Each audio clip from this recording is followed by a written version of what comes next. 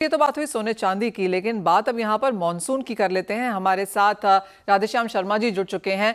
Mister Sharma, बहुत शुक्रिया समय निकालने के लिए। और 2 हफ्ते के धन्यवाद। ब्रेक के बाद अब हमने मॉनसून को लौटते हुए देखा है, क्या है आपकी सेंस?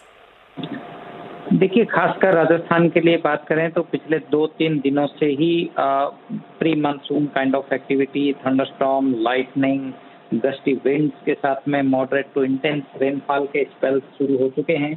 और 2-3 दिन पहले जो intense heat wave conditions Rajasthan में बनी हुई थी, फिलहाल टेम्परेचर्स में भी करीब 5 से 7 डिग्री की गिरावट हो चुकी है।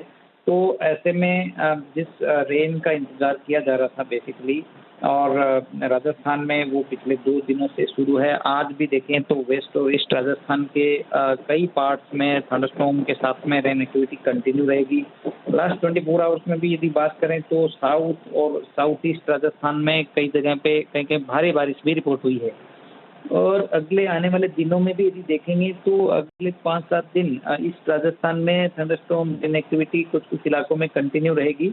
और वेस्ट राजस्थान में भी अगले 48 घंटे कई इलाकों में थंडरस्टॉर्म रेन होगी, बट 3-4 दिन के लिए फिर ज़रूर रिड्यूस होगी। But again we are expecting good thunderstorm activity from 22nd 21st June. एक और चीज़ यहाँ पर, अभी तक जून डेफिशिएंट दिखाता है ओवरऑल इंडिया के लिहाज से। जिस तरह से बारिशें शुरू हुई हैं राजस्थान समेत बाकी पूरी कंट्री में, आपको लगता है वो नंबर्स बेहतर होंगे?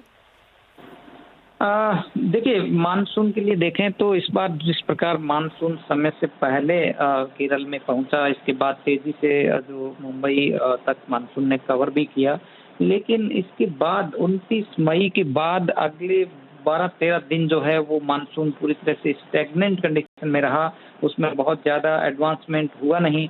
लेकिन जो अच्छी खबर ये है कि अब पिछले 2-3 दिनों से मानसून एक्टिव फेज में है। और अब जो देखेंगे तो ज़्यादातर एरियाज है, इंक्लूडिंग सेंट्रल इंडिया के जो पार्ट्स हैं, इंक्लूडिंग ईस्टर्न इंडिया, और राजस्थान के भी कई इलाकों में अब जो है वो रेन एक्टिविटी बढ़ रही है।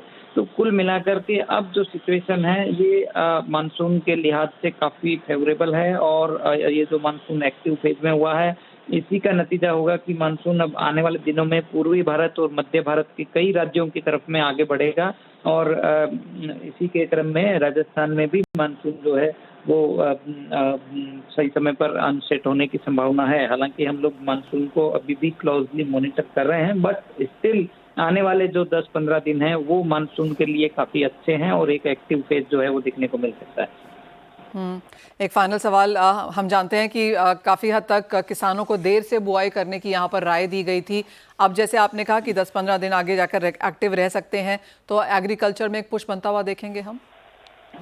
बिल्कुल, देखिए अभी बहुत ज़्यादा मानसून में मैं कहूँगा कि ज़रूर ईस्टर्न इंडिया में कुछ ज़रूर देरी हो सकती है, बट सेंट्रल और नॉर्थ वेस्ट इंडिया के इलाकों के लिए बात करें तो फिलहाल बहुत ज़्यादा डिले नहीं है। राजस्थान के लिए बात करें तो औसत डेट 25 जून की है। तो राजस्थान या जो पंजाब हरियाणा के जो ये जो नॉर्थ वेस्ट इंडिया का जो रीजन है, इसके लिए तो बिल्कुल मानसून में अभी देरी नहीं है। और अब चूंकि आने वाले दिनों में एक एक्टिव मानसून दिखाई दे रहा है, तो ऐसे में बहुत ज़्यादा देरी होने की संभावना इस रीजन के लिए खासकर नहीं है। तो सही समय पे एक अच्छे रेन का स्पेल जो है वो हम एक्सपेक्ट कर रहे हैं। Point taken. राधेश्याम शर्मा जी, बहुत शुक्रिया हमारे साथ आज यहाँ पर जुड़ने के लिए और समझाने के लिए कि वेस्टर्न, नॉर्दर्न, सेंट्रल रीजन्स में अब यहाँ पर मानसून की प्रोग्रेस है और चिंता की बात नहीं है। वेल, इसी के साथ एक ब्रेक के लिए भी रुकेंगे। जब लौटेंगे तो बात यहाँ पर करेंगे मार्केट्स की और आपको ये भी बताएंगे कि इंटरनेशनल न्यूज़ का क्या इम्पैक्ट है इंडियन कमोडिटीज़ पर।